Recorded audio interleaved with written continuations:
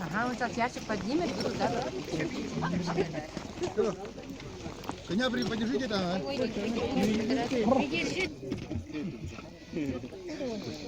Сверни его так, маленько. Ну-ка, подальше встань. О, так.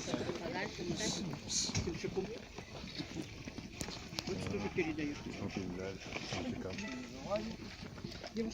Теперь Коля езжай Якутск.